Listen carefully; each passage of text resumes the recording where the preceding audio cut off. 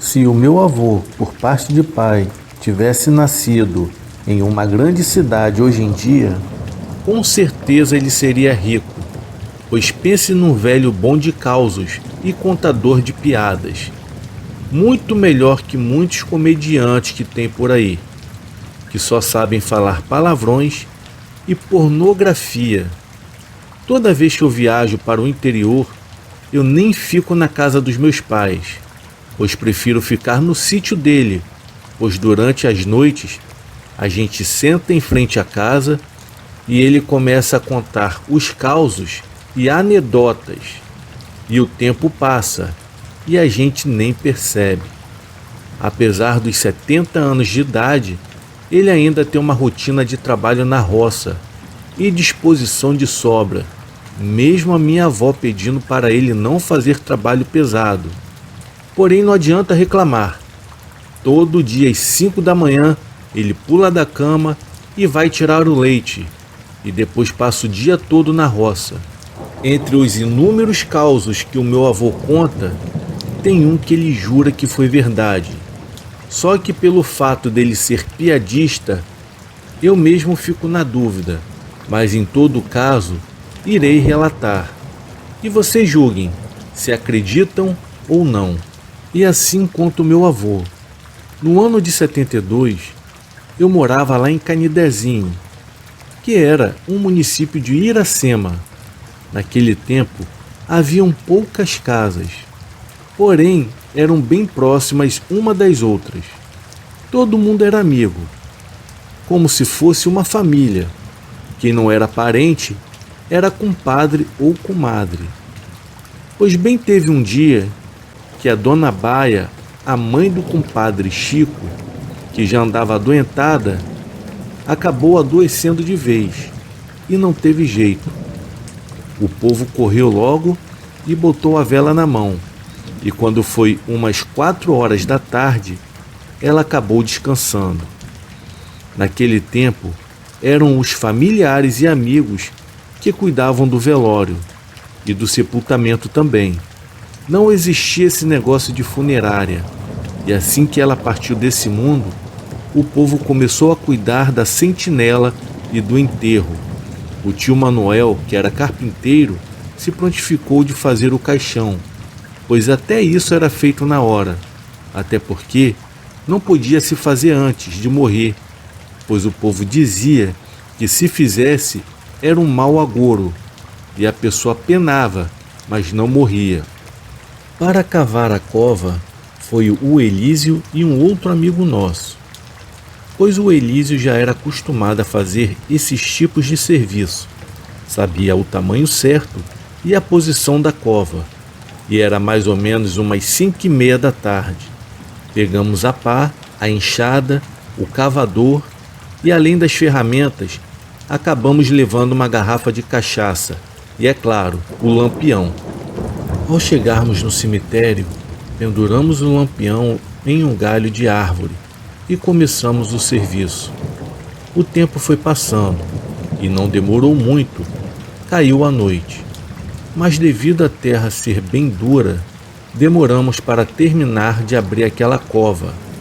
De vez em quando, alguém da família da falecida aparecia lá no cemitério e levava um pouco de café e ficava dando um dedo de prosa. Por volta das 7 horas da noite, o serviço já se encontrava bem adiantado, quase terminado. E nessa hora, o nosso amigo, que estava dentro da cova, jogou para fora junto com a terra um negócio branco. Eu peguei e na hora vi que era a parte de cima da cabeça de algum defunto. Na hora eu me arrepiei. E o correto era deixar no lugar que a gente achou. Mas como ele estava bêbado, pegou o cucuruto e começou a brincar com aquilo. Na hora eu ainda falei: homem, tu deixa de coisa, é melhor respeitar. Ainda mais que você sempre faz esse tipo de serviço aqui no cemitério. Vai que o dono aparece para tu. E quem disse que ele atendeu o meu pedido? Muito pelo contrário. Ele me chamou de frouxo, além disso, lavou o osso com água e depois começou a tomar cachaça, como que se o cucuruto fosse um copo, e ainda ficou desdenhando do falecido. Do nada começou um vento gelado. Em seguida, apareceu um homem no portão do cemitério. Ele não disse nada, só ficou parado olhando para a gente. Depois veio andando e ficou parado embaixo da árvore, onde o lampião estava pendurado. Eu também já tinha tomado bastante cachaça, mas ainda estava consciente o suficiente para poder me arrepiar. Em todo caso, o nosso amigo olhou para o homem e lhe ofereceu um gole de cachaça. Porém, o homem não disse nada, apenas balançou a cabeça negativamente. Nessa hora, o nosso amigo, que se chamava Elísio, que estava sentado em cima do montante de terra, brincou com o homem. Ele falou: "Amigo, se você não vai ajudar a cavar a cova e nem quer tomar pinga, o que faz aqui uma hora dessa?" Em seguida, ele pegou um punhado de terra e jogou na direção do homem. Porém, o homem permaneceu onde estava, não respondeu e nem se moveu. Foi então que um outro amigo nosso que estava dentro da cova jogou uma pá de terra no homem. E nessa hora foi que a coisa ficou feia, pois a terra passou por dentro do homem e caiu lá adiante. Nós três olhamos um para o outro e não falamos nada. O homem que estava dentro da cova, com um só pulo, saiu dela pensando que foi engano das vistas, pois eu perguntei para o homem qual era o seu nome. O mesmo não disse nada, só ficou parado e o pior, ele foi mudando as feições, como se estivesse com raiva da gente, e foi nessa hora que a cachaça saiu do corpo. As pernas tremeram como vara verde. Fomos nos afastando, sem virar as costas para aquele homem. Quando chegamos finalmente no portão do cemitério, corremos como nunca, de um jeito que nem a bala pegava. Deixamos ferramenta, lampião, tudo para trás. A nossa sorte foi que o cemitério ficava perto da primeira casa do vilarejo, a cerca de uns 350 metros. Quando finalmente chegamos no vilarejo, parecia que os bofes queriam sair pela boca. Ficamos com medo de contar o acontecido e ninguém acreditar e acabar jogando na nossa cara que tudo foi culpa da cachaça. Por isso a gente combinou de chamar o seu Júlio, que era viúvo, e falar só com ele sobre o acontecido. Mas antes disso, cada um foi para sua casa tomar um bom banho, para mais tarde ir direto para a sentinela da Dona Baia. Ao chegarmos no terreiro da casa, já havia uma fogueira acesa e algumas pessoas em volta. Elas eram feitas para que as pessoas que fossem velar à noite na sentinela pudessem aguentar o frio da madrugada. Assim que a gente chegou, o seu Júlio estava muito choroso. O mesmo acabou perguntando se a gente havia terminado o serviço. Ficamos desconfiados e sem jeito de falar o motivo. Então, achamos melhor chamarmos o seu Júlio para o fundo da casa e contamos sobre a tal assombração que havia aparecido no cemitério. E por isso, a gente saiu correndo de lá, mas a cova já estava pronta. Nisso, Dona Rochinha, que era benzedeira e entendia desses assuntos, escutou a conversa e pediu a palavra.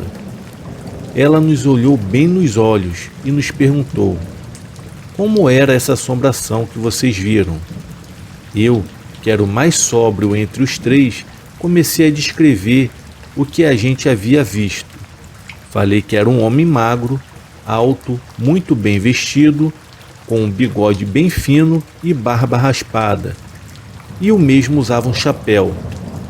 Nessa hora ela fez uma outra pergunta, que não teve como a gente mentir. Ela perguntou se a gente faltou com respeito dentro do cemitério.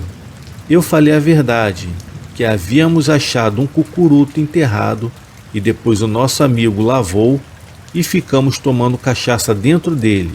Pense em um sermão bem dado. Dona Rochinha tirou dos cachorros e botou na gente. Em todo caso, ela nos chamou para desfazer o mal feito. Na hora eu fiquei com cisma de encontrar aquele homem novamente. Um dos meus amigos acabou dizendo que ia, mas o Elísio falou que nem por todo o dinheiro do mundo pisaria naquele cemitério naquela hora da noite. Mas seu Júlio disse que se a gente não fosse, a alma do homem não deixaria ele em paz. Por isso mesmo, morrendo de medo, ele resolveu ir. Nesse caso, pegamos os candeiros e voltamos novamente até o cemitério. Dessa vez, foi além de nós três, seu Júlio, Dona Rochinha e o meu padrinho, o tal Manezinho, que era o marido dela. Quando a gente chegou à frente do cemitério, sentimos um arrepio e as pernas ficaram bambas. Mas antes de entrar no cemitério, a Dona Rochinha acendeu algumas velas no pé de uma cruz que ficava na entrada e começou a fazer as rezas, que só ela entendia. Logo em seguida entramos, pegamos as ferramentas, o lampião e antes mesmo de botar o pé fora, eu acabei escutando uma voz arrastada que falava: "A minha cabeça". Eu tremi igual vara verde, olhei para todo mundo que estavam ali e percebi que eles também escutaram. Dona Rochinha, que não tinha medo desses tipos de coisa, parou, olhou bem e começou a conversar, pedindo desculpas pelo que a gente havia feito. Em seguida, me mandou colocar o pedaço da cabeça no mesmo lugar que a gente havia retirado. Aí na hora eu falei que quem ficou com o cucuruto foi o Elísio, que ele então disse que estava na capanga e que tinha deixado na casa dele. Nessa hora começou um vento gelado que levantou poeira. Eu senti muita falta de ar na hora, mas o pior aconteceu com o Elísio. Ele deu um grito e disse que alguém segurou a perna dele, pois sentiu uma mão gelada. A gente dessa vez não enxergou ninguém. Dona Rochinha rezou mais um pouco. Depois as coisas se acalmaram. Foi então que ela disse: "Vocês vão voltar, pegar o osso da cabeça e vão trazer de volta ainda essa noite. Se não fizer, ele não vai deixar vocês em paz. Isso é para vocês aprenderem a respeitar os mortos." A gente saiu de lá, mas ainda na estrada, Elísio cochichou comigo e disse que naquela noite ele não iria voltar de maneira nenhuma. A gente foi para a sentinela e quando foi mais ou menos meia-noite, muita gente havia saído de lá. Ficou só os familiares e os cachaceiros. Então veio surgindo da escuridão um mesmo homem que a gente havia visto no cemitério. Na hora, eu quase desmaiei de tanto medo. Elísio, que também estava lá no terreiro perto da fogueira, correu para dentro de casa e foi procurar a Dona Rochinha. Mas ela já havia ido embora para sua casa, que ficava em um sítio mais adiante. Então o homem não disse nada, só ficou olhando para a gente. E o pior era que só nós três conseguimos ver. E nessa hora, o meu corpo não tinha um só pelo que não tivesse arrepiado. E mesmo na beira do fogo, eu continuava sentindo frio. E depois disso, a gente foi andando para o cemitério sem falar nada, um do lado do outro. E quando olhamos para trás, o homem havia desaparecido. Ao chegarmos na estrada do cemitério, entramos os três, mas quando pisamos realmente lá dentro, começou uma risada que vinha de todo canto e uma ventania medonha que chegava a assobiar. E para piorar a situação, jogaram um punhado de terra na gente. O Elísio colocou o cucuruto no lugar, e quando eu olhei para ele, ele estava trupicando para fora do cemitério. Parecia que tinha alguém o empurrando. Naquela hora, eu comecei a rezar e saí correndo. E quando estávamos na estrada, o Elísio nos disse que uma mão gelada pegou ele pelo cangote quando estávamos dentro do cemitério. No outro dia, no sepultamento da Dona Baia, eu não tive coragem de entrar no cemitério, mas levei um pote de velas. Eu as acendi no pé do cruzeiro, rezei pedindo a Deus que desse um bom descanso para todos os que estavam ali enterrados, e também pedi desculpas pelo nosso mal feito. Graças a Deus, aquele espírito nos deixou em paz, mas serviu de lição. E hoje, toda vez que eu entro em qualquer cemitério, eu rezo antes, pedindo permissão, pois mesmo sem haver gente lá dentro, há moradores e os mortos merecem respeito. Essa foi uma das histórias no qual o meu avô diz ter vivenciado. Além dessa, ele conta outras várias histórias que, em outra oportunidade, enviarei para vocês. Até lá e tenham uma boa noite.